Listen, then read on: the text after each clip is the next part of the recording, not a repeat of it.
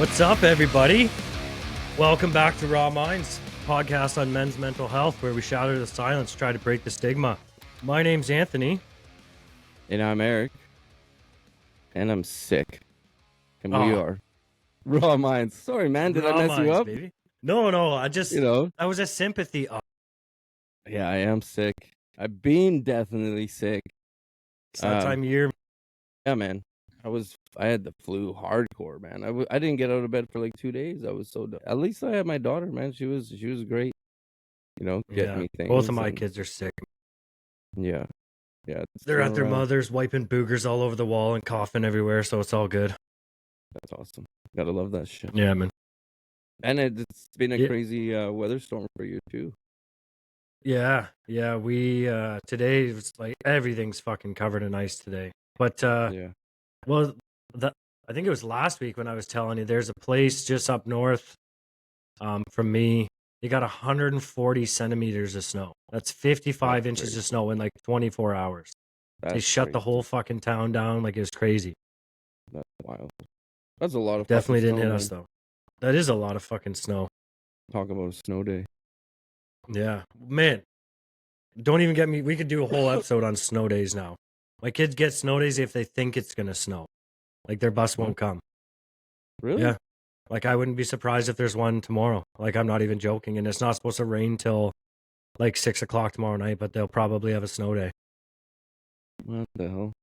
Back in my day, man, I used to travel like over 7 mountains. It took me 4 hours just to get to school, man. Barefoot. Yeah, uphill both ways. Yep. Those were the days, man. Those were the days, man. Yeah, man.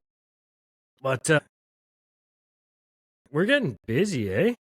Yeah, very busy. Like, real busy. Yeah. Things big time.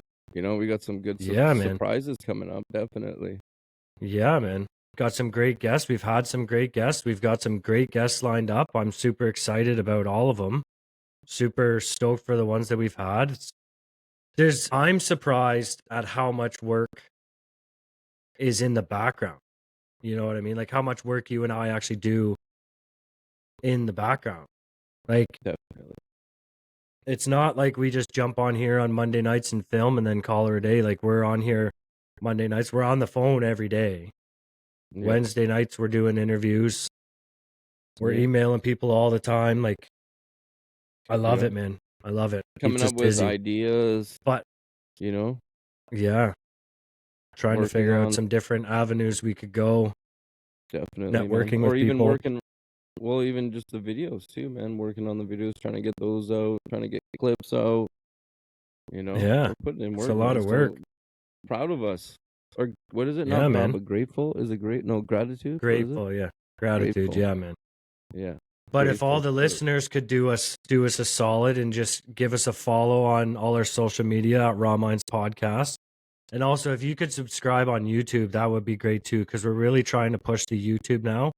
Realistically, we don't know what the fuck's going to go on with TikTok. They've been saying they're going to cancel it. They're saying they're not. They're saying they are. But we really want to start pushing on YouTube. We want to get up to some followers on there so we can do some really cool stuff on there. So if you could give us a subscription on YouTube, that would be great.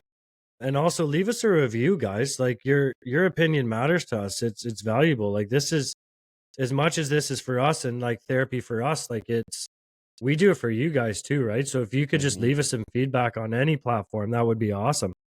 But yeah, should we get right into it or what? I'm pretty stoked for this guest. I know he was pretty nervous, but I like talking to him beforehand, man. He seemed fucking fired right up. Yeah, that's what we love. I'm excited to bring him out too, man. And, yeah, man. Yeah, let's pull him out of the back room there, the waiting room. All right, let's unleash the beast. What up? Yeah. What's up, Mitch? How's it going? How you doing, brother? Good, buddy. Good.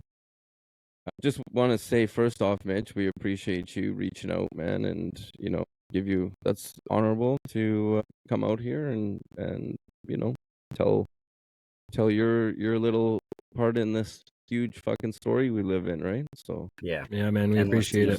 Chaos, right? Yeah. So thank you, man. Thank you for coming thank you. I do have to say, I do appreciate my girlfriend Carrie for reaching out, because she's the one that followed you guys and actually mentioned my name to you guys, and that's kind of what got the ball rolling. So I remember that comment. me personally, I don't realistically think I ever would have gone out and done this by myself, but I am appreciated that she kind of started this for me, because I do think it will be good for not only everyone, but myself as well. Oh yeah, man. This is therapy. I'm telling you. Like, even just to like sit here and shoot the shit for an hour, hour and a half, whatever it is, man. Like, I always leave this thing feeling so much better than I did before I filmed. And good on your girl for pushing you out of your comfort zone to do this. Like, for sure. And that's the biggest, I think, probably the biggest thing that we have to get through to, I mean, quote unquote men, is that it's okay to talk about shit, right? Yeah, man. Yeah. Where and that's we're what we push here on reinforced Raw Mind. to hide shit and to put it away, right? Definitely. Stuff it down into the soles of your boots, man. That's it. Tired of that shit, man. That's it.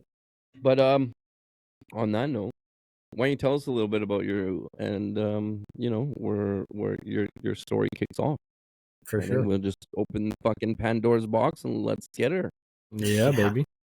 My name's Mitch. I'm 32 years old, live in Canada, Ontario. As a kid, I was diagnosed with a nonverbal learning disorder, which is part of the autism spectrum. Also diagnosed at the same time with OCD and ADHD as well, all of which brought a lot of troubles when I was a kid, all negative, all the stigma around, school and friends and people, like, I was that kid in class that did not pay attention, that was sleeping at his desk, that was playing with stuff all the time, not listening or learning or doing anything productive. Real quick there, was it like a doctor diagnosed or was it like a self-diagnosed as you got older? It was all doctor diagnosed. I was medicated when I was 7. I was medicated with Ritalin.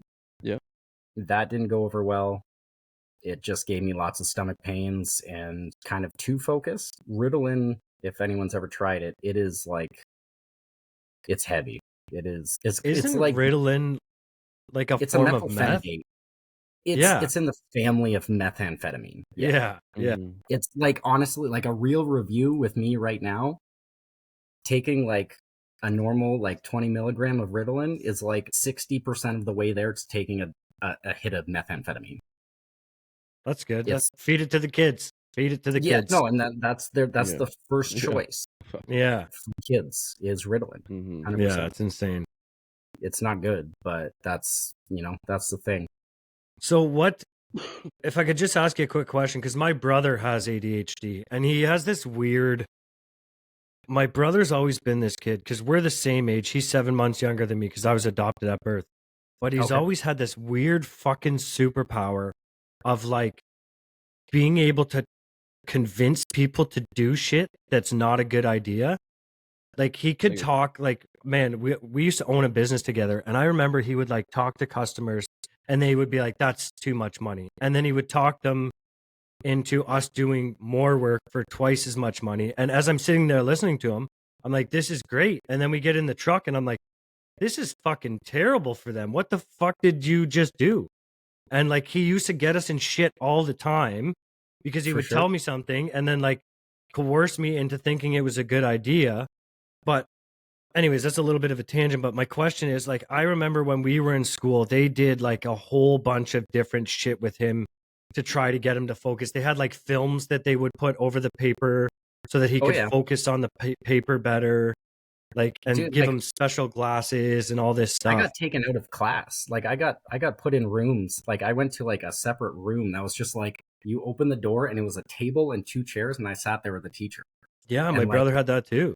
Yeah, it was chaos, man. And it caused like so much frustration in myself because me as a kid, I didn't know what was wrong with me. I was just living life, having fun, you know what I mean? Like I was like making paper airplanes and throwing them and shooting, elastic papers at people and shit. And like I was just the troubled kid, you know what I mean? But the whole thing about the school system is it teaches one type of mind. Okay, the whole Western education teaches one type of mind, and it doesn't accept if you have a different type of mind that works different than other people. You are an outsider, which caused a lot of trouble, a lot of social like friendship.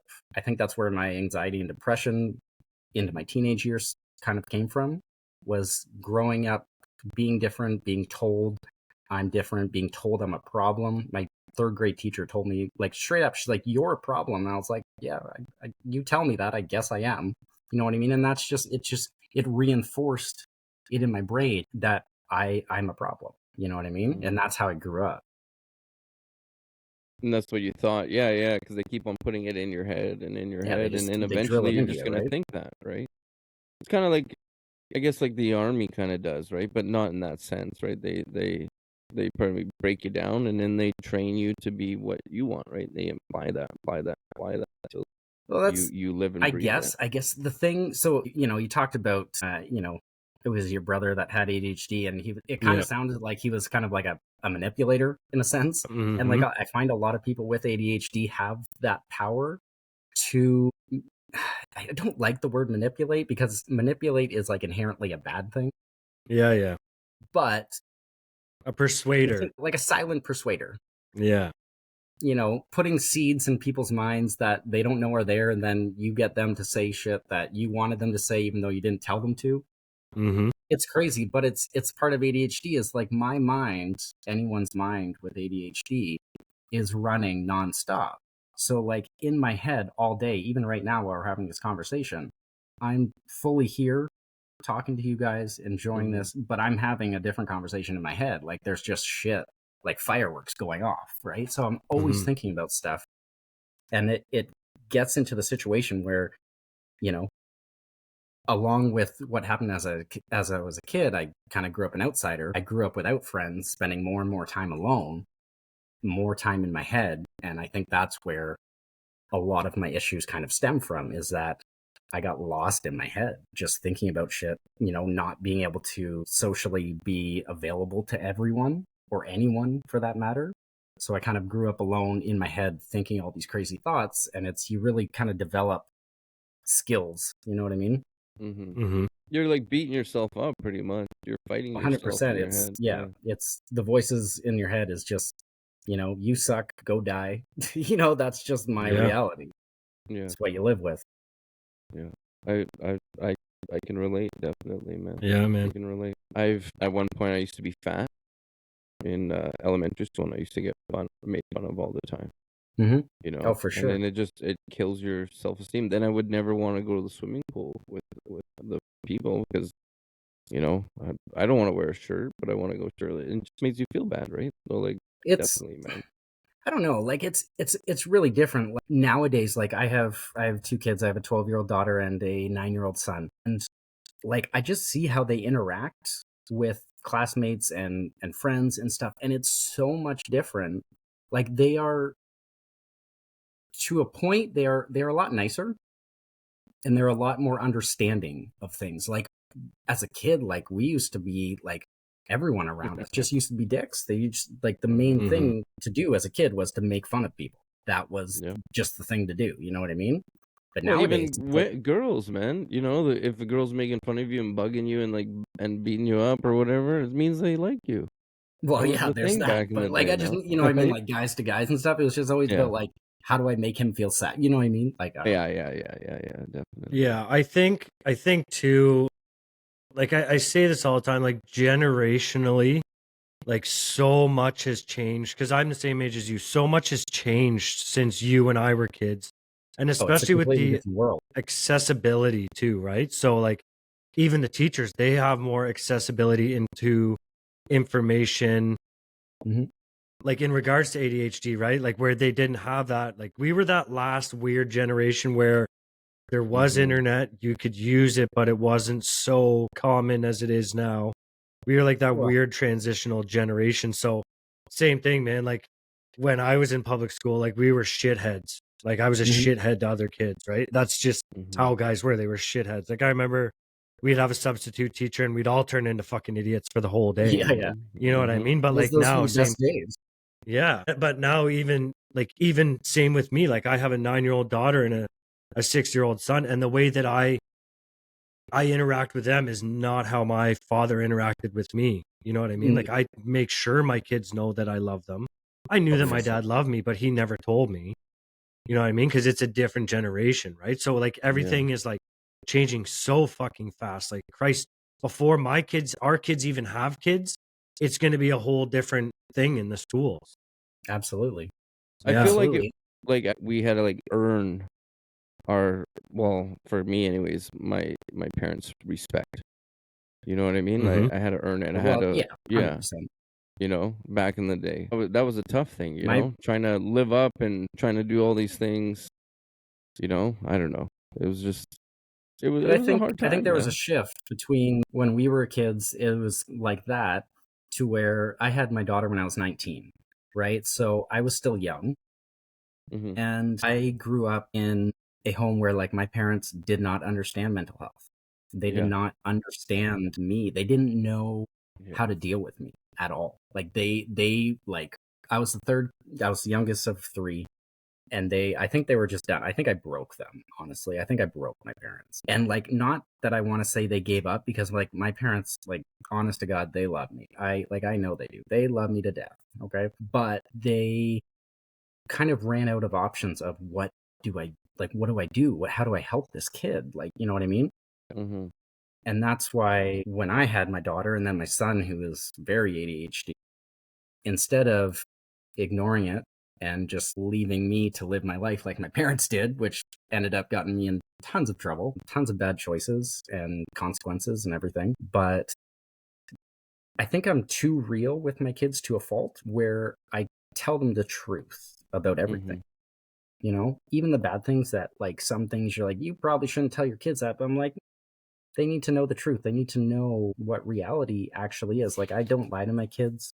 I'm very straight up and honest with them about everything. Hmm. I've taught my son a ton about ADHD, and that trying to change his perspective to the opposite of mine. Okay, so now he's growing up understanding that he has a mind that is capable of a lot. You know, information, learning, processing, everything. Like, I'm trying to teach him that it can be a curse having ADHD, but if you learn how to manage it, it can be a massive blessing and a leg up. Definitely. Definitely. Yeah, so you're You know, essentially showing him the tools. He's just got to figure out how to yeah. use them, right? Yeah, and I don't literally think that's that's it. wrong, Like, man. and everybody's mind's different. So like, his realities were all a product of our environment, right? So I don't understand his reality. I get it to a certain extent, Hmm. but I show him what you said, the tools that he does, and then it's up to him to kind of figure out his own life. You know what I mean? I'm Yeah. always going to be there right Yeah. beside him, and teaching him and showing him, you know, stay positive, and follow your heart, tell the truth, and do what is right, right? Yeah. But Be a good it's person at the end yeah, of the day. Just be a good person. that's And it. You you know, know and what, man? Sorry, go ahead, Eric. I was just gonna say, like, I can relate. I'm pretty much the same way with my daughter. You know, I talk to her like how I talk to you. You know, I'm straight up real with her. Mhm. I want her to know that, you know, this is a safe spot, right? Like, if I'm truthful with you, you know, you can be truthful with me. And I teach my daughter, like, for example, I think I've said this before. When I used to live at my old place and my other dog was alive, my daughter, she was younger, and she used to run down the hallway with my dog. They would race from the elevator after we finished walking her, and they would race down the hallway to the door, right? So one time, it's just me and her, and she's like, "Dad, let's race." I'm like, I'm gonna kick your ass, man. She's like, "No, you're not." I'm like, "Yeah, I'm gonna smoke you." She's like, "No, you're not." Buddy, I smoked her. I fucking gave it I haven't ran that fast since I've been chased by the cops. You know Surprise what I mean? yourself. I fucking just smoked her. And then I hit there, turn around, I'm like, yeah, I won. And I turn around, she's crying. She's on the ground. I'm like, hey, man, like, why are you crying? It's like, you didn't let me win. Like, you think anybody in life is going to let you win? I'm like, hell Amen. no, man. If you want to win, you got to work for that shit. That's You know, it. you got to put the work in. I'm like, if you want to beat me, you're going to practice. I'm like, but let's face it, I'm your dad. You're never going to beat me. But you can try. But I mean, no one's going to give you handouts in this world. No one. You got That's to fucking work, right? And those are the lessons that we should be teaching our kids. You know, And not the, that's a massive point that I have to touch on because, and I hate I'm very self-aware and I understand how I grew up and how I was raised and what it caused me. And as like the youngest child does, my parents, I guess, didn't know how to deal with me, didn't know how to deal with my mental illnesses, my depression, anxiety, and all that. And so they just gave me everything. Like we weren't rich or like anything like that, but they would do their best to always make sure I got what I wanted. And as a kid, you know what I mean? You're like, oh, this is awesome. But I grew up and I moved out when I was 18. And up until that point, I had no understanding of what life really was. I had because you no were fed everything understanding with a that golden spoon. you had to work hard. I had no understanding of any of that. And life has kicked the shit out of me because of it. And I've made tons of terrible mistakes, consequences, guilt, everything that I live with every day. And it has really made me, grow apart from my parents. I don't text them. I never call them. I might text them once or twice, maybe 3 times a month, but it grew our relationship apart because of it. And that's one thing that I really try and focus on my kids, and especially with my son. He's a gamer, you know what I mean? And he used to get so upset when he lost and he would cry and whatever. And I was like, dude, what are you doing? It's like, well, I lost. I was like, yeah, life is hard. You know, you got to work for what you want and you got to fight. And, losing, like failing in life is essential, because if you don't fail, you'll never know how to learn and how to grow, Yeah.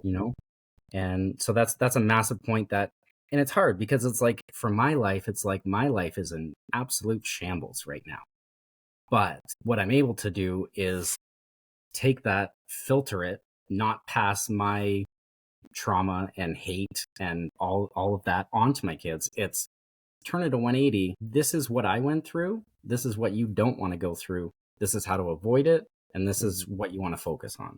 You know what I mean? So it's like, yeah, my life in my terms. Now, make sure you take this in the right way. Like my life personally has been extremely hard, very mentally hard. But in saying that, like there's tons of people all over the world that have a much harder life. I get that. But in my reality, it has been extremely difficult. But that's your hard, you know what I mean? Everybody's got their own hard, right? I mean, yeah, some stuff is, tragic, right? You know what I mean? But at the same time, like that's that person's journey. This is your journey, and that's Anthony's, that's his journey, And what may not be hard for someone else could be terrible for someone else. You know what I mean? Yeah. And no one can take that shit away from you, because at the end of the day, we're all fucking struggling, man. Well, you know what I mean? And we just need to all come together and fucking help each other and be fucking human beings. Well, that's what we've forgotten how to do. 100%. Yeah. Man. That's what we're trying to do right now, man, is just bring a community, I agree with that. But as a society, we don't know how to fucking be humans anymore. No, man. We don't have to think for ourselves. Like, I don't want to call you guys out, but like, look at your ChatGPT stuff. Dude, you know what I mean? Like, you want an answer, you've got it just like that. It's instant. You don't have to think, and that's where we're heading as a society, is that like everything is becoming brainless, is that you don't need to know how to do anything. Yeah. That's the scary. And I just wanted to I wanted to share brainless. Sure, go ahead. We're getting off topic here. We should mosey back. But anyways, go ahead for a second. Well, no, I was just going to share something in regards to the like fucking stuff up to figure it out. Like the guy at work, he's the guy I work with, he's East Indian. He's been in Canada for 3 years, just a young guy. He's 24. Anyways, he's never done my type of work. So like I'm teaching him, and he's very fucking smart. Like he's probably one of the smartest people I've ever had to train at my job. And so like he catches on really quick. But like I've noticed him over the past few days, he'll always ask for me to double check his work before he moves on. So like I've started to tell him, I'm like, no, man, like you go get your measurements, you go do it, you make it, and you put it on. And if it's fucked up, you fix it. And he's like, well, just check and make sure it's good. I said, I'm not checking it, man. Like if you fuck it up, you fuck it up. So today I'm cleaning up at the end of the day, and he comes running around the corner with a shit-eating grin on his face. I was like, "What happened?" He's like, "Oh, I fucked it up." And I said, "Perfect. Go make it right." And I'll tell you right now, the fact that you fucked it up, I guarantee you won't make that mistake again because now you have to redo it. Mhm. That's Yeah, the best way to learn, man. You got to fuck it all 100%. up to figure it out. yeah, man. You gotta fail forward, not backwards. Yeah. Yep. Anyways, Jeez. I just wanted to share that quick as we were talking about like failing in life because I No, totally fucking agree with awesome it. story. What's his name? Can Arjun, you say? Arjun. That's a good fuck up you did. Keep on going forward. If you I'm gonna listen show to him this. this episode on Friday. He's gonna be so excited, man. There you He go, tells buddy. everybody at work, he's like, "You should listen to Raw Minds." Good He's for the him. best, man. So when I worked at Skyjack, I had an employee named Shandon. And again, he came over from India and he was the hardest fucking worker. Oh Like yeah, he came in 20 minutes early and literally like just sat and waited for the shift start. He most of the time would work through his breaks and he'd always be cleaning up at the end of the day while everyone else was walking out. And he started as a general labor, making like minimum wage at Skyjack. He quickly moved up to becoming a tow motor driver, and within like a year and a half, he got his DZ license and then was doing shunting for us. Like beautiful. it's just crazy in the mindsets of where you grow up and the differences Yeah. of yeah, it's wild. Yeah, just he was such a good kid, and I found that with lots of people that came over from India. They're so hardworking Yeah. because that's the Definitely. environment that they grew up in. Anywhere else than really Canada or the States, to be honest with you, man, because other people, like, it's culture, and I find that definitely Canada, okay, yeah, we're a cultural fan, but we lack it. Like, real Canadians, what's the fucking culture, right? Yeah. I don't know. It's not anything good, I'll tell you that. No. The only thing I could Exactly. think to Well, show him, well. honestly, when he started working with us, because he's made me some food, it's pretty fucking good. But the only thing I did was buy him a bottle of maple syrup because I literally couldn't think of anything else to show him culturally. He That and loved a it. He hockey came in, he's stick. like, "Maple syrup is good," and I'm like, "Fucking right, it is." Yeah, Liquid man. sugar. Yeah. Hell Yeah. yeah. So let's pedal back a little bit there, man. We went, pew. I want to A get little bit into, off topic. Where were we? yeah, I want to That's get a okay, little bit man. more about you. No, we love it. This is what we do. It's just, I'm excited to hear your story. Yeah, no. So that was like when I was a kid. OCD, ADHD caused a lot of troubles, all that kind of stuff. As I moved into a teenager, anxiety, depression, social awkwardness, all that bullshit. I started smoking weed when I was 13. Literally been smoking weed up until, today, Mm-hmm. and it's always been like my crutch. That kind of got me through. At least I thought it was helping. It's crazy. Just over the last week, I've been kind of coming to the self-realization that like the only thing that I haven't tried in life is stopping the one thing that I thought was helping me this entire time. And I'm not here to talk shit on weed. Like I love smoking weed. I've done it for like 19 years. But in my reality, in what's going on in my life right now, I've come to the realization that it has been hurting me for a long time. Really? And so literally last night I decided that I'd stop smoking, literally just in one day, like without smoking weed, man. Like literally 19 years, like I haven't really gone without doing it. And even just today, like I have less anxiety. I have, it's just been Crazy. a nice break. Again, that's personally for me, not advice for everyone, but it's one thing that I always thought was helping me, but it turned out to be hurting, See, Well, it and does. who's to Go say ahead. that it hasn't been helping you through certain parts of your life? Maybe just Yeah. right now. You know what I mean? Maybe Yeah. right now is not a time for it. That's all. Yeah. No, 100%, right? Like it obviously did help me through sometimes, but I think, I think starting smoking weed at 13 and not stopping definitely Oh, yeah. did cause some issues for sure. Yeah. Mhm. Yeah. Especially at a young age. I mean, I can relate in an opposite sense. Hello. So I have also ADHD. I didn't mention that yet, but I have that. And I find that weed slows me down. Like it brings me right down. I'm against any pharmaceutical pills. I'm all about natural shit, right? And I find and for me it just slows me down, then I can finally actually think properly. Because without that shit, man, I'm like nonstop. 400 scenarios go through my head and like that. You know what I mean? Oh yeah. Like, yeah, well, so, I mean, for me, that's what it did for me. Well, So, what I found, now this wasn't until, so I started smoking weed at 13. I did that all the way through until I was about 28. mhm. It was after I got divorced. I started doing cocaine, and literally, like, that shit Well, that'll speed everything up. well, no, man. Really? Exact opposite for me. I've actually heard that before with people with Really? ADHD. Like stimulants like that, they have like a complete opposite effect. Yeah, so Actually, yeah, I have heard that. so You're right. I didn't do, like, I wasn't banging massive rails everywhere every day all day long or anything like that, but I it was. sounds stupid. But what I would do is just microdose it. I would just do a couple key bumps every couple hours, and it would just get me through the day. It would keep me level. It would keep me focused. It would keep me going. And that's, up until, next month, I'll be about a year clean from cocaine and meth. Good for you, man. Good for you, buddy. Yeah. Good for It's you. not an both easy of- task. Dude, No. this is probably the hardest thing I've ever done in my life, Mhm. honestly. Yeah. But I mean, I don't know. It's everything in life. They, like you were saying with the weed, like maybe now it's just not the time for it. And yeah, maybe that's it. Cocaine and meth, probably not a great idea for anyone ever. But Yeah, I agree. it got me in my reality through certain times. Mm-hmm. It in a sense saved me. And we Now, always that's say, not man, advice. like It's not one advice. one thing we always talk about too is like our past is what got us to where we are now.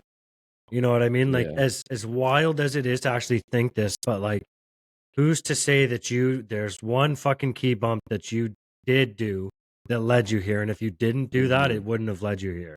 Like every Absolutely. situation you've been through in your life led you to this very moment.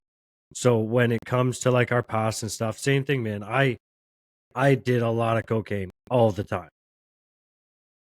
But those moments are literally part of the reason why I get to sit here with Eric now. Because I started as a guest on this show and I shared my story, and that was a big part of my story and how I got through it, right? But those are the types of situations that got me onto this podcast. So I agree wholeheartedly. I don't think there's an appropriate time or place for anybody to do cocaine. And that's from my own experience, because I've experienced it enough times to know that nothing productive actually gets done. It's like you're running in place. That's what it felt like for me. Like me on cocaine was probably you guys with ADHD. Yeah. I could fucking plan 13 businesses. I'm going to run for fucking prime minister. This is a great idea, but I don't actually do anything. I used to just sit in my shed and try to make knives. That's what I would do. But I'd just be ripped out of my gourd, but nothing would actually get accomplished, right? So I don't personally believe there's a time or a place. I don't care how fucking rich you are. I don't care how poor you are. But that, again, that's just my experience. That's my opinion based on my experience, right? Well, everyone's got their own story, you know what I mean? Yeah, man. But yeah, absolutely. Yeah, it's quitting. Quitting was the hardest time. Like I tried honestly, like, so I'd never touched. I'd only smoked weed since I was a kid. Never. I knew what cocaine was. I knew what meth was. Like we have the internet, whatever. But I just had never cared to try it. I never went down that road. And it was probably like 3 weeks after I got divorced. Me and my buddies were going snowboarding, and we're driving up the 401, and I'm just sitting there, both in the front. I'm sitting in the back, just like waiting to get there. And my buddy turns over. He's like, "You want to hit?" And I was like, "What?" He's like, "You want to hit?" I was like, "Of what?" And he's like, "Cocaine." I was like, "Shit, really?" I was like, "Fuck, why not?"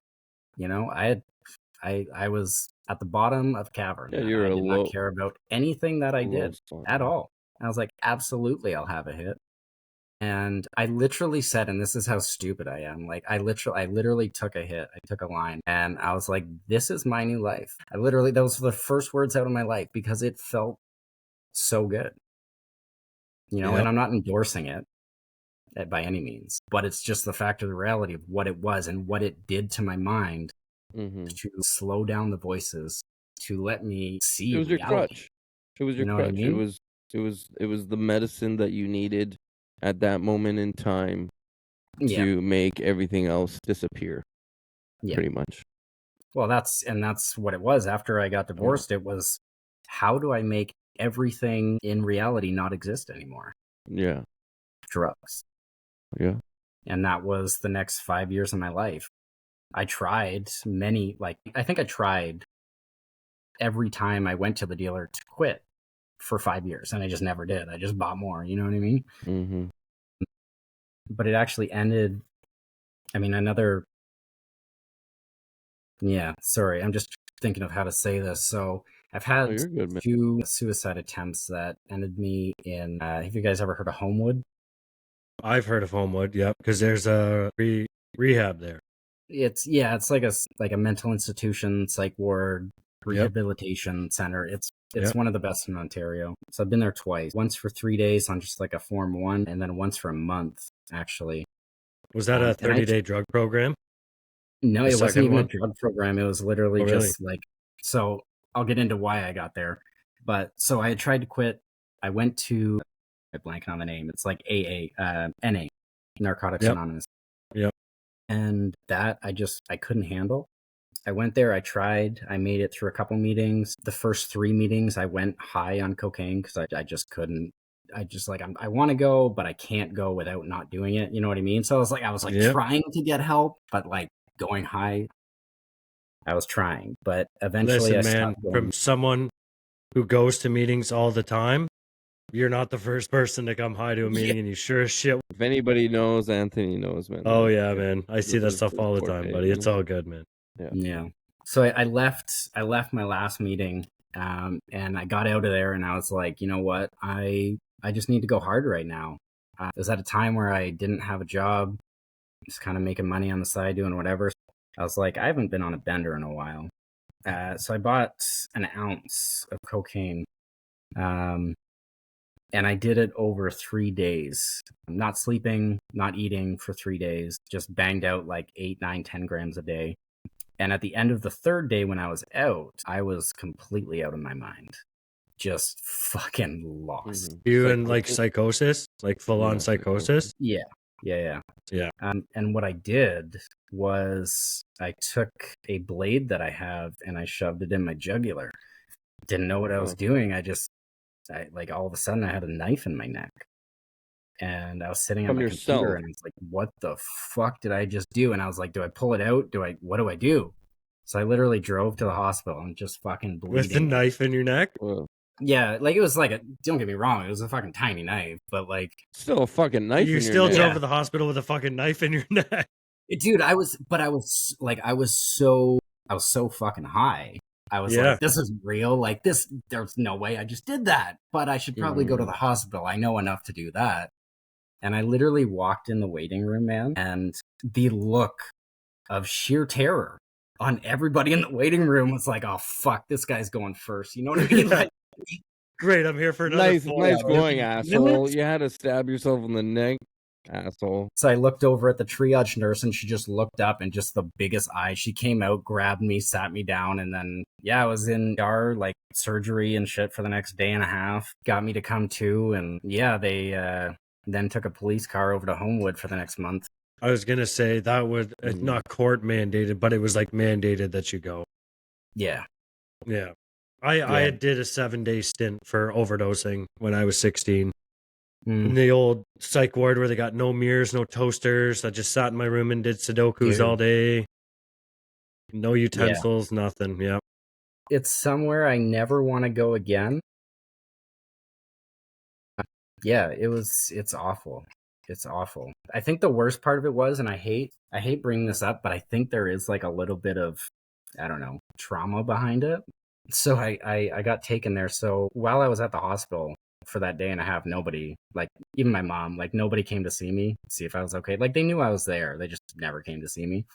I got put in Homewood and I was like, surely someone's going to come see me. Nobody showed up for the entire month, man. And like, I almost cried myself to sleep like every night. So I was like, that'll leave a fucking scar, man. That's trauma, 100%. Yeah. Like, what the Definitely. fuck? Yeah, it was. So I don't know. It's something that I try not to think about too much, but I think really did hit. It's like, definitely, why man. don't you care, you know? Do you think it was tough love, or do you think they just? No, like I think it just goes back to the point that I have just been so exhausting to my parents that they just don't know how to deal with me anymore, and they just can't. So let me ask you a question then, Mitch. Have you ever addressed these types of things in a safe place for you with your parents? Like, have you Oh, yeah. ever been in a position where you've been in control of the situation and addressed these things? 100%. I'm very real. It most of the time, like, again, well, let me back up. Not in a face-to-face conversation.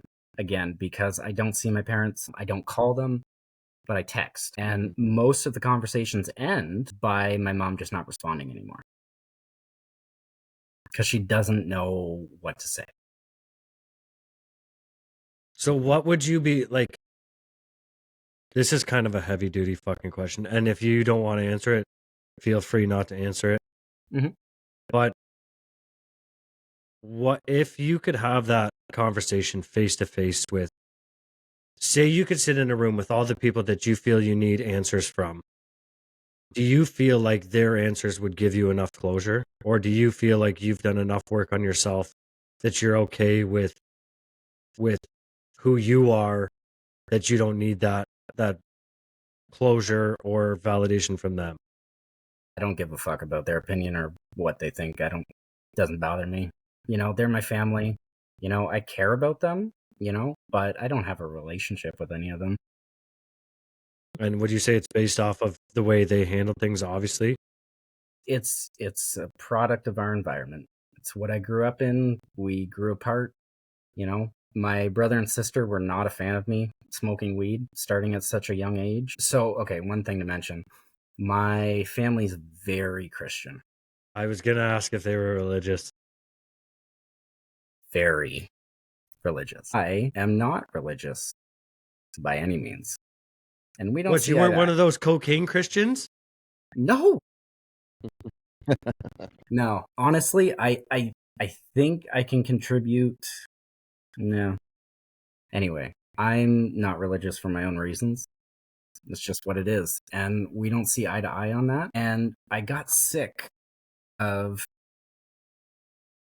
my mom my mom texted me. I text her when I was in the hospital because she didn't know what happened. So I was laying there after I woke up from surgery and all that, and I was like, I'm in the hospital.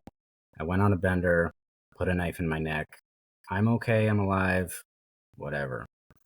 And she said, "Do you want me to come see you?" I said, "Do I? Do you have to ask? No, don't come fucking see me. I don't give a shit."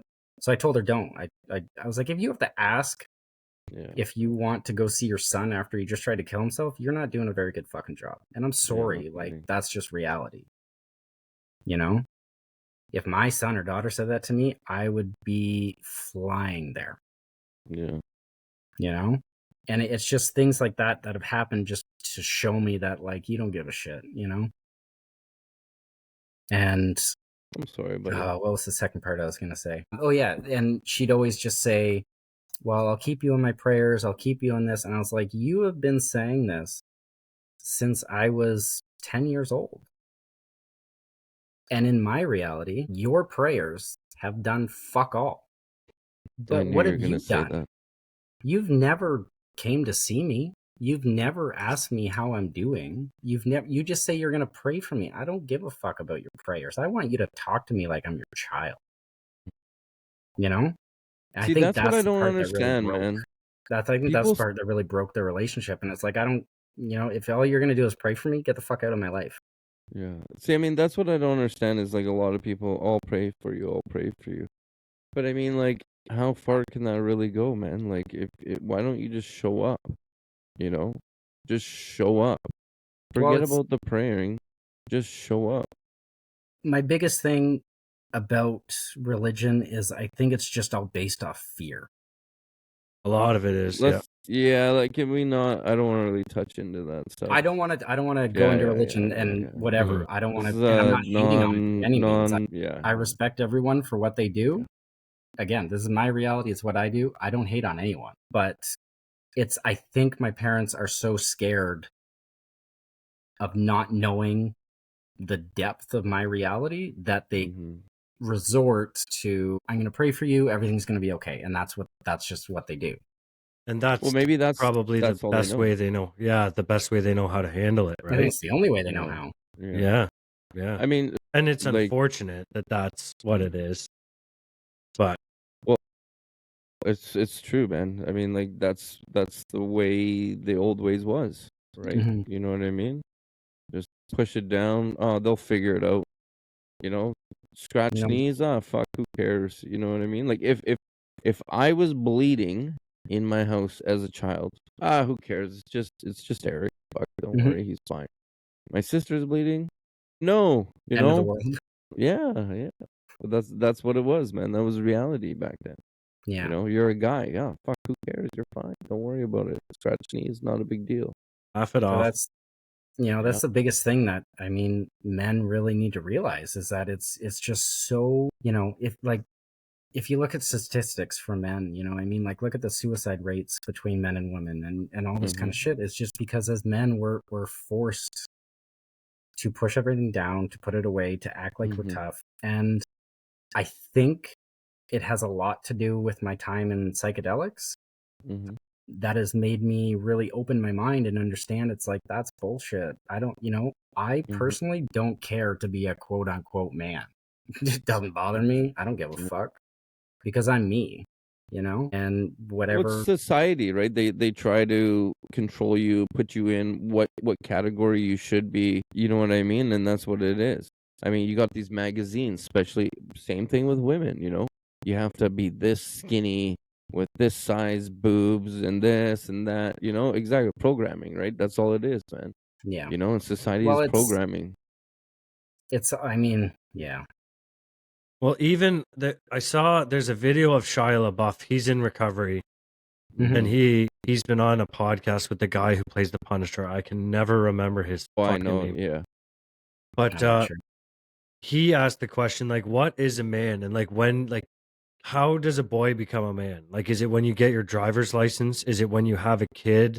Like, is it when you join the military and you go to war? Like, where do you cross the line from like a boy to a man? Like, what is it that society, like, where is it in society that like you do X, Y, Z and then you get to become a man?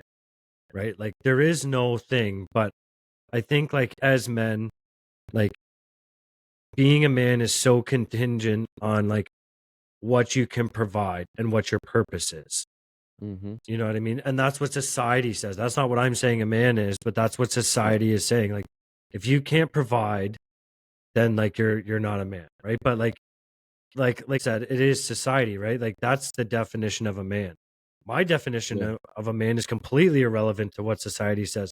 My definition of a man is people like you, Mitch, who come on here and talk about this shit, 100%. and real Appreciate it. men who actually talk about this shit, man, because this is what it is. Because we're being told that we can't or that we shouldn't or that we're weak for doing so. But I think it's the complete opposite. Because I'll tell you right now, in my own experience, I never got the fucking help that I needed in life until I started talking about my problems. When I started talking about my problems, that's when things started to align and I was able to get the help that I need. You know what I mean? Like this whole thing is about talking about our problems, and this thing is fucking therapy, man. Yeah. You know what I Yeah. mean? But that's what you were saying. Like, what you're saying is what society says we're supposed to be. You know what I mean? But everyone's got their own opinion. You can go and Exactly, man. ask 1,000 different people what a man is, and you're going to get 1,000 different answers. Okay. Yeah. It's just reality. Okay. And again, going back to my time in psychedelics, man, it just dissolved me into not caring what anybody thinks. And honestly, I think that's my biggest piece of advice that I could Mhm. literally give anyone.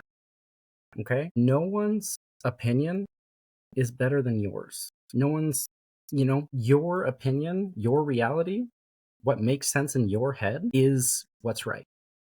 You know, for don't take that the wrong way. For the most part, that can lead down a spiral of bad things. But like, you know, in my reality, I don't care what people think about the car I drive. I don't care what people think about the clothes I wear. I don't care about what people think about my tattoos and shit. I don't give a fuck, And you because I shouldn't. think they're cool. I like them. I wanted them, and it's my body. So why would I give a fuck what you think, It makes It's sense just to you. really, Yeah, yeah, it man. makes sense to me, and it's my reality, it's my life, and guess what? If you don't like it, it's not your reality, and you don't have to deal with it. So Yeah. why get upset about it? Triggers, And bro. We just did an episode on it. Triggers. I've always said, man, like, don't get me wrong. Like, when I first got sober, man, I was like, oh my God, like, life's so great. Like, I'm sober. I can be a better father and all this stuff. And like, I would overshare information about my life with people. And I say that, and now I do this, and I overshare the shit out of everything in my life. But I'm not looking for opinions in this aspect, right?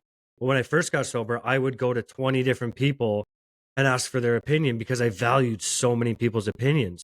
But now I've literally dialed it down to like 3 or 4 people. I've got my sponsor, I've got Eric, I've got one of my best friends, I've got 2 best friends. There's 3 or 4 people that I value their opinions.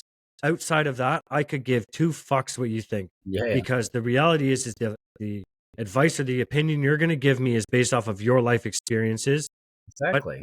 And what I'm asking you, you may know a brief synopsis about what I'm talking about, and you're going to give me the best piece of advice that makes sense for you on the information that I've given you. That's not based on my whole life. So the people that I value their opinions, like Eric, like there's a shit ton of stuff we talk about off air that we don't talk about on air, right? So like we know each other pretty friggin' well. So when he calls me with a question, I try to give the best advice based off of everything that he's ever told me, not just off that situation. Right. So I agree wholeheartedly, man. Like find your fucking people, 3 or 4 max, and stick to those people, man, because those people won't steer you wrong, and they got to be honest with you. Like I'm not here to hurt feelings, but if I hurt your feelings, just know that I'm doing it, and I'm giving you the best advice with all the information that I have on you, not just off of like if you were to ask me a quick question right now, I would give you my experience or my advice, but it's only off of the fucking maybe 3 hours that we've talked. You know what I mean? It's For not sure. it's not that it's going to be bad advice, but it's not going to be the best advice you could probably get. Like, let's be real.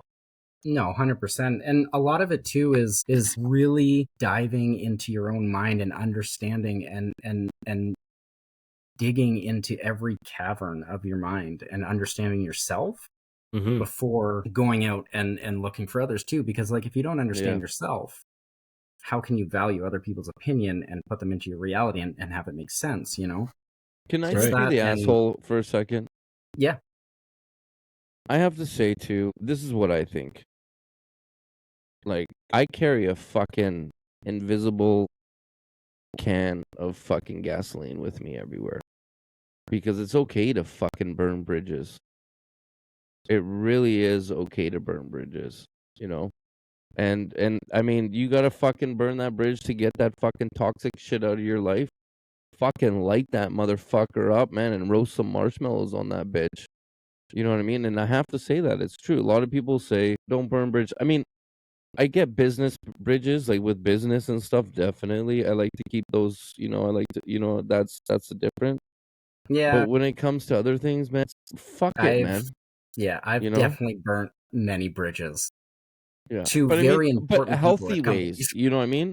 Healthy ways is what I'm talking about. To make sure that you are leveling up. If that person is gonna drag you down, if that person is just weighing you down, not bringing good jujubes into your life, you know, fucking light that shit on fire. I'm not saying like really like go over to the guy and fucking throw gasoline on him, Burn but that I'm fucker's saying house like, down. yeah, but you know what I mean? Like seriously, like do that, you know? You know what the best part is too is you don't even have to announce it to them. You don't. No, man. You're not obligated to fucking tell anybody anything. Fuck I have no, walked man. away from so many people in friendships and relationships with no fucking justification to anybody because I don't have to. Yeah. You know, and then another thing, closure. Everybody, I need closure. Fuck closure, man. Fuck your closure. Like you guys don't need the closure, man. Right? I gotta say this out. Fuck the closure. You know, Closure your for sure. closure. Like fuck that shit, man. You know, move on. It's done. I don't know. I find To me, I don't know if that's it's my how I ADHD. think, man. I don't know if it's my ADHD or part of, you know, being slightly autistic. I just have this undying need To know.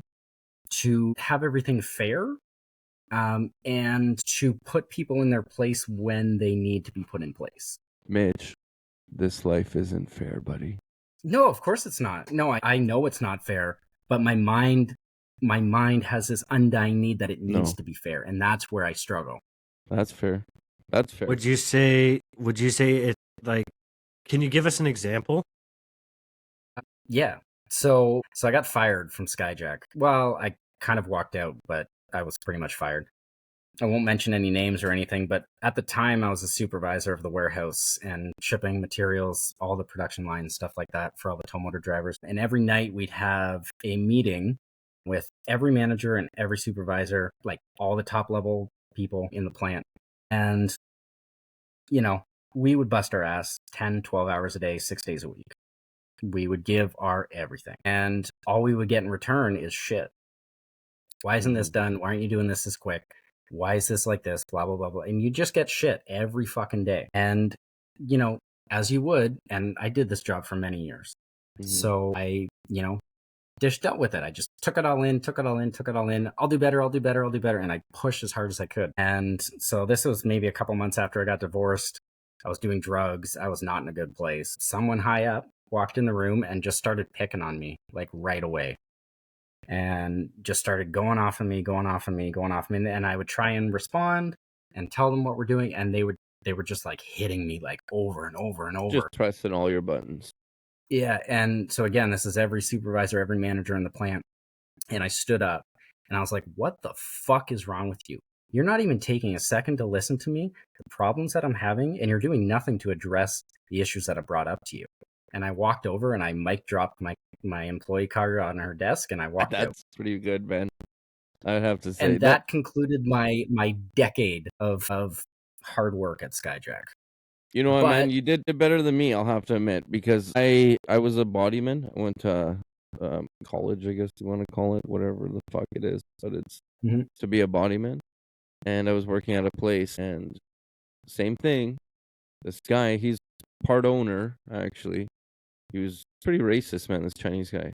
He didn't like me, and he thought I stole these keys because I had problems with this guy from before. I'm like, no, I'm not going to fuck my job up. Anyways, these keys went missing, so he blamed me for it. I didn't even fucking touch the keys. I didn't even see the fucking keys, man. You know, I'm not going to risk my job for some fucking old beef I had years ago. Anyway, so keys go missing. He's like, you better find it. Calls me. I'm like, whatever. So I come in, and I'm with the other boss, and me and him get along good, this Filipino guy. Great guy. So he's helping me look for these keys.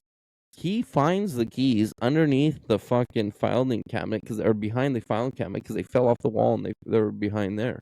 Oh, my God. So then he passes them to me. As he passes them to me in my hand, the other guy walks around the corner. He's like, I knew you would find it, white boy. And I just fucking snapped. I fucking snapped. Thank God I missed this guy.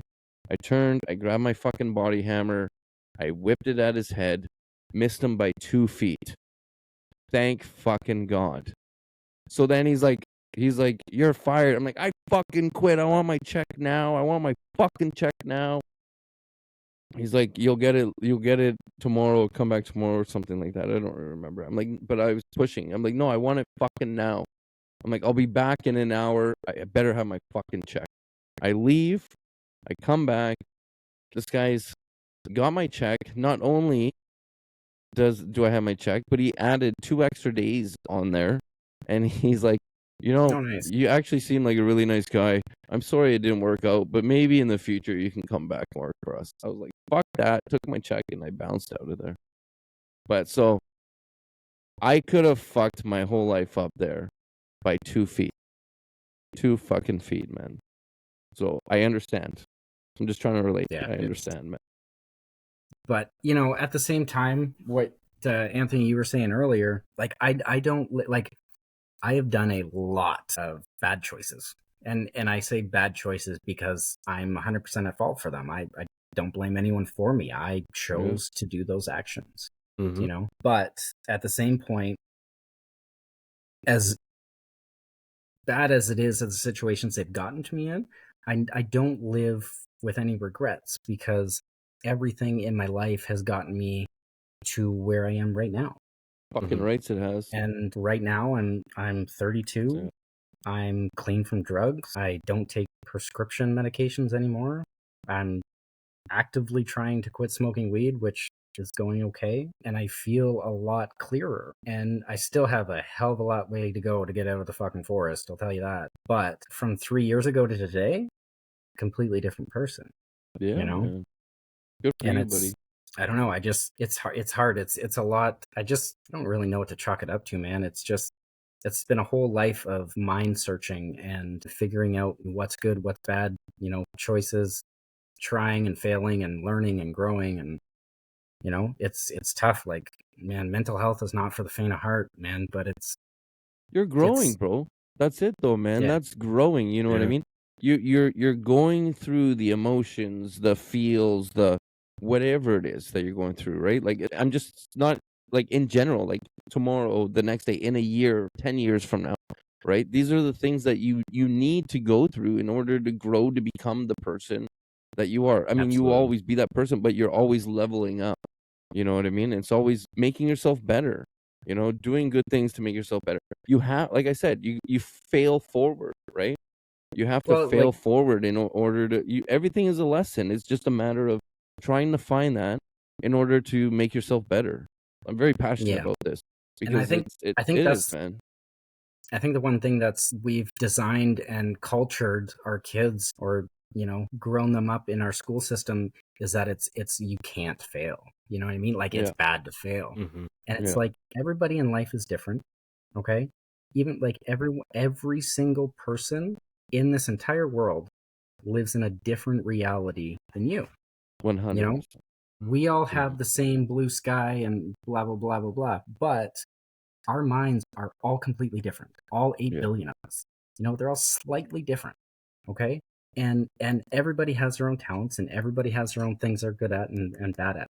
And it's like, people see, like, these people can do this, but I can't. I'm a failure. I can't do that. It's like, yeah, okay, so you suck at that. Who gives a fuck? Go do something else. I bet you'll be amazing at it. But people need to understand that, like, just because you try and fail doesn't mean like that's the end of your life. It's like, move on to the next thing. yeah, yeah. That's where you learn, man. That's where you learn.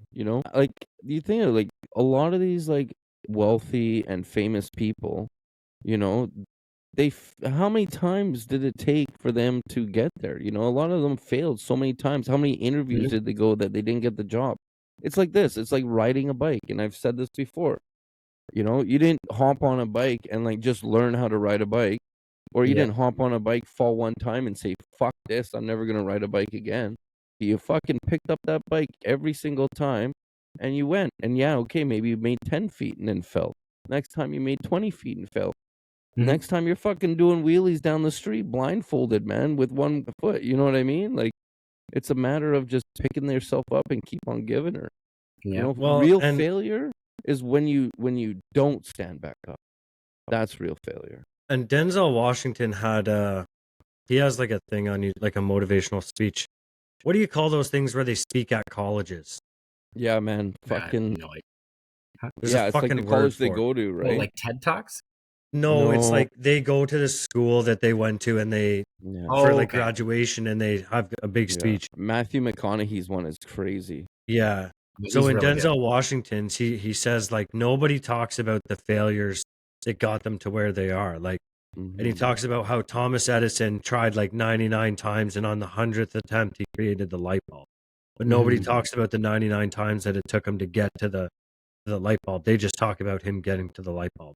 So, Exactly. and that's why, like, kind of at the beginning of the episode, I just like I wanted to acknowledge, like even for me, man, like when I got asked to be a part of this, I was like, cool, I get to come on every Monday and just talk to people. And Mhm. then, like, we get into it, and it's like, holy shit, like, we're editing videos, we're trying to figure out topics, we're trying to find guests, we're interviewing people to be on the show, we're trying to figure out how to promote this in the proper way, we're doing research, we're sitting on here till 1 o'clock in the morning trying to figure out how to use new programs, like, Yeah, and man. that's what it is. Like, people just see this on Mondays and then they hear it on Fridays, right? But, like, nobody talks about the failures, and that's okay, because the failures for you, and it's like you said, like, those failures made you what you were, and like Mhm. they're not bad. You're still here, so it really can't be that bad. No, 100%. And that's why I don't chalk anything up to regrets, or it's because no matter how bad my life has been, or like personally how bad my life has been, or how mentally struggling, whatever it's been, um, you know, I'm still here and I'm still breathing, and it gives me Yeah. that hope of like, yeah, I've been through that. Man, today's not that bad. I can get through this shit. You know what I mean? Yeah. Yeah, man. Yeah. And that's like goes with breakups too, man. You know, like, oh my God, she was the one. But then, like, how many other girls were the one in your past, and how did you get through that? You got to this point. You know I what I just, mean? I don't know. It's I really chalk it up to life as a whole has a plan that not many people see. And if you are able to pay attention to life in the right ways, it'll point you in the right directions to get you where you're meant to be. Mhm. And the one thing that I always tell, and I don't get me wrong, I get myself in a lot of trouble with my girlfriend, but I tell her this, and I tell her I talk about two things and two things only. I talk about facts and I talk about truth. And sometimes truth gets you in trouble, man. Oh yeah. It does. Sometimes you fuck up and do bad things. But the pain, I have done so many bad things in life. I've hurt so many people mentally and emotionally, and never physically, but like mentally and emotionally, I've destroyed people. And I still feel that guilt, and I live with that pain because I see and I have understood and I have lived with knowing the pain that I've caused those people. And now it's like it's almost impossible for me to, I'll share this. So I was on the past couple months, I was on Ritalin. I was trying it again. And my girlfriend was, it's because Ritalin is very easy to abuse. Mhm. Mhm. Very easy to abuse. And she's like, okay, so we're going to try this on you on this, but I'm going to keep it locked away and I'll give you the amount you need every day and this, that, and the other. And so it turned out one day I saw where she hid it and I had taken a couple out and it ate me up inside. And I went to her like a day and a half, 2 days later, and I was like, look, listen, like, I just have to tell you this. Like, I saw without you knowing where you hid these, and I took a couple extra out because I wanted them. And, that broke her trust in me because I went behind her back and did something that she didn't know. But again, the truth can get you in trouble, but it also brings a part of the connection that is really strong as well, right? Because like life's not perfect and no relationship is ever going to be perfect, right? People, Exactly. Yeah. people fuck up. People do, you do stupid shit. Okay. It happens. But if you can be self-aware enough and strong enough to admit to your mistakes and learn from them, it builds a connection between two people that it's really good. Absolutely, man. 100%. And you know what the good thing, like I always say this about being honest, especially in situations like that. That's a prime example. Like you don't have to carry that around anymore Mm-hmm. because the longer that you would have carried it, the heavier it would have got. Like Joey used to say all the 100. time, man, like write it on a fucking cinder block and carry it around. It might not be heavy at first, but you carry it around all day, it's going to be fucking heavy. So Hell yeah, man. Yep. there's, and you always say it, Eric, there's a yin and a yang. So the bad part Yeah, man. was you did something you shouldn't have done. But the good part was you were honest about it. Now your girlfriend can probably trust that you're going to be honest about things. So it helps your relationship. Wasn't a great decision. There's going to be Mm-hmm. small repercussions for it. But also, like you said, the bonding from that situation is a positive thing, right? Yeah. Mhm. Fuck yeah, man. And yeah, I mean, it's hard, man, but it's, again, what you said, carrying that brick around, man. Like, I did that for a long time, and it takes you down to places that you don't ever want to be. Mm-hmm. How did you cut it loose? Telling her. How did you cut it loose? Sorry? How did you cut it loose? Sorry, how did I cut it? Like, how did I tell her the truth? No, the brick. Just all your bricks, all your stuff, like all what you went Sorry. through. How did you cut it loose? Honestly, man, I'm still working through a lot of it, to be honest with you.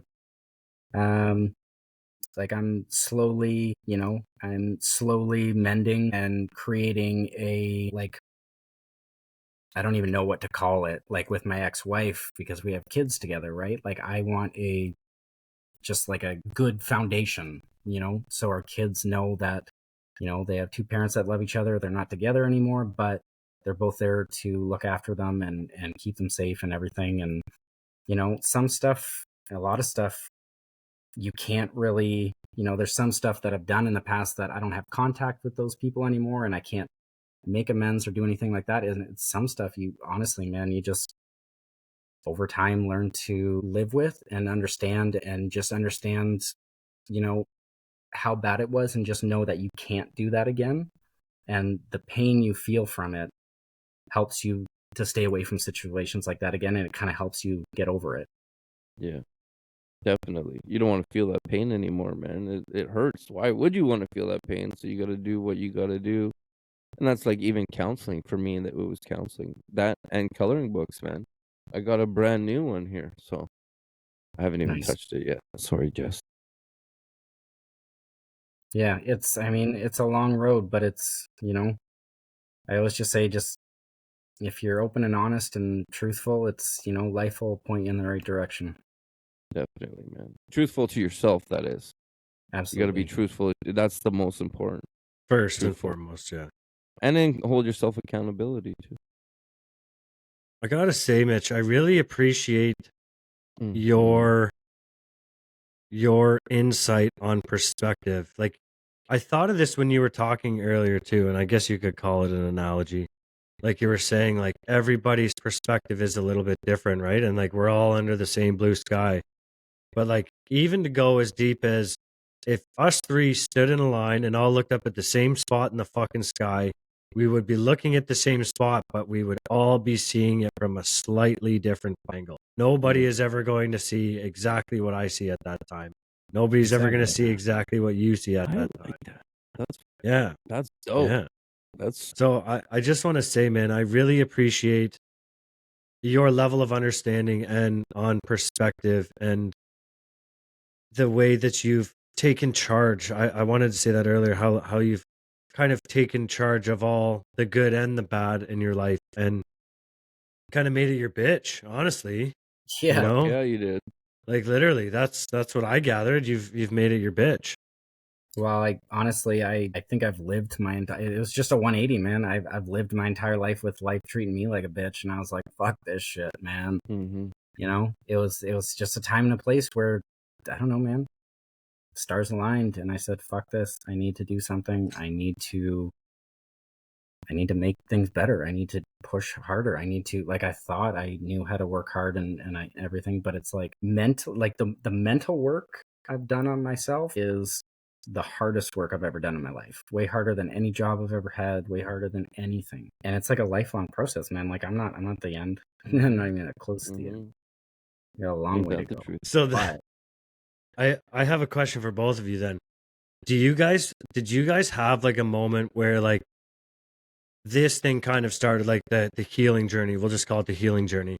Like where your healing journey started and like you'd kind of just been living your life the way you'd been living it, and then you started looking inwards and you're just like, oh my fucking God. Like, I have no idea what I'm doing. I have no idea how to feel. Like, did you guys have that like epiphany like moment where you're like, yeah, I thought I knew everything and I know fucking nothing? 100% I did. Honestly, man, my experience with knowing that I know nothing is doing psychedelics, mushrooms. Mm-hmm. Honestly, like it gives you such a deep understanding of your mind. It gives you a perspective of the entire world that you've never seen before or can never experience unless on psychedelics. It's life-changing. Mm-hmm. We're gonna get you connected with our buddy Ed, man. Yeah. I feel like you He's guys in the would be chat like right now. Yeah, he's in the chat on TikTok. He Nice. is the fucking mushroom man. Like Nice.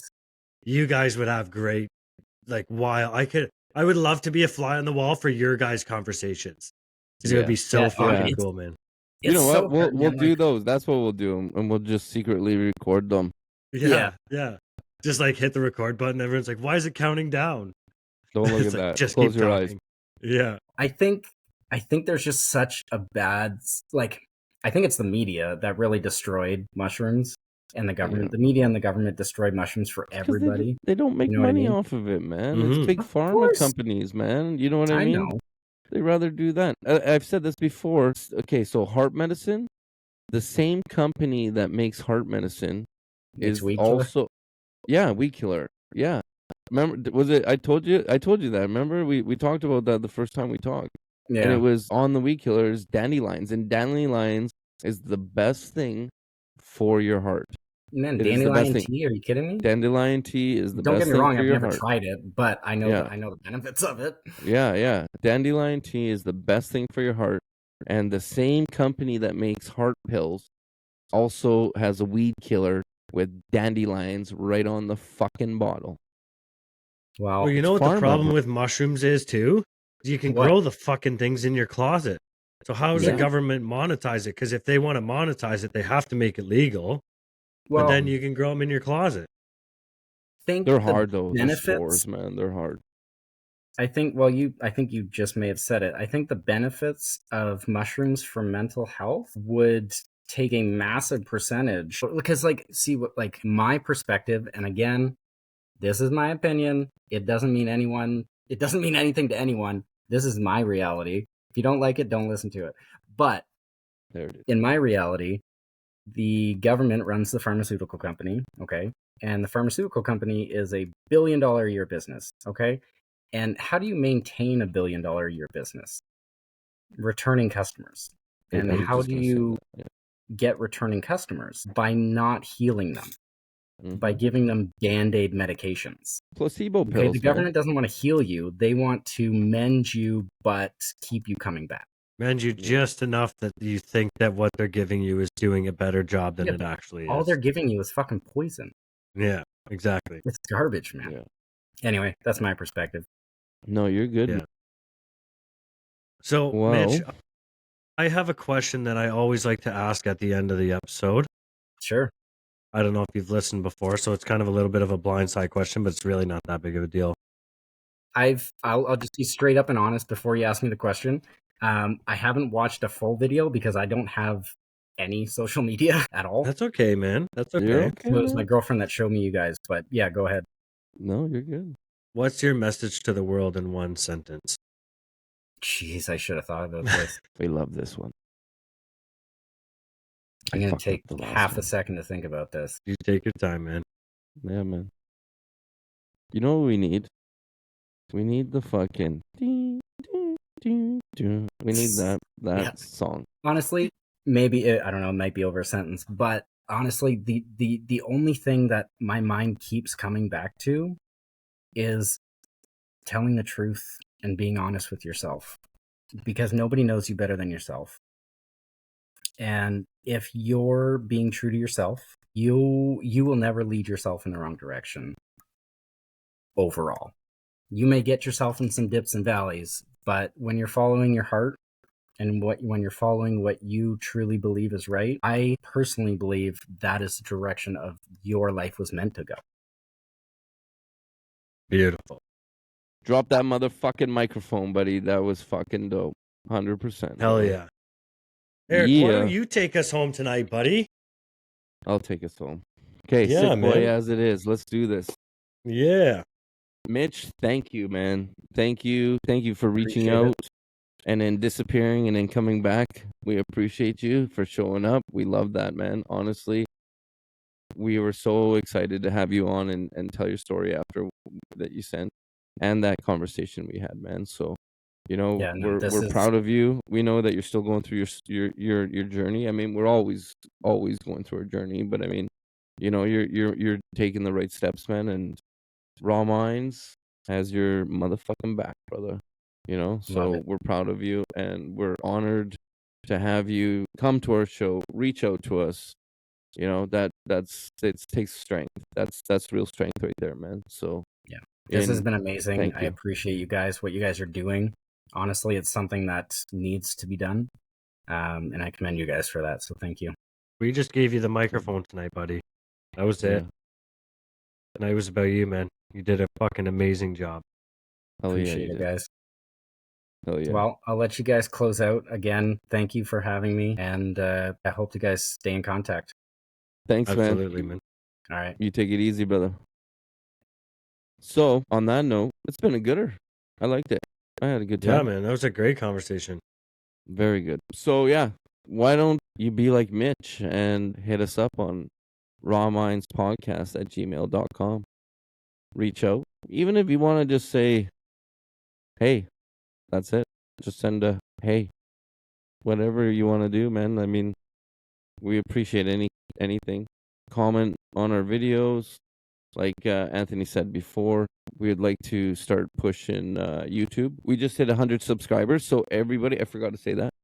So everybody that's subscribed, thank you so much. You guys are awesome. We couldn't be Thank at you. 100 without you guys. So we appreciate that. We also are on Twitch. We are on X, which is Twitter. We're on Facebook, Instagram, obviously TikTok. That's where we record on. Indeed. No, Indeed? No, LinkedIn. Sorry, LinkedIn. We're on LinkedIn too. But yeah, man, I mean, hit us up. Leave us comments. You know, comments really help us. We kind of want to get up on the leaderboards there of the podcast, you know, and the only way to do that is if you guys can show some love and leave some comments for us. So we'd appreciate that. We'll never forget the little ones because we wouldn't be here without all you guys. So I just want to say thank you in all the countries, China, Russia, Turkey, Bulgaria, all of those, like all of you guys. You know, we appreciate all of you listening in. So that being said, this is Eric. I'm out of here from Raw Minds, and this is Anthony, and thank you for listening. We'll see you next week. bye. Bye.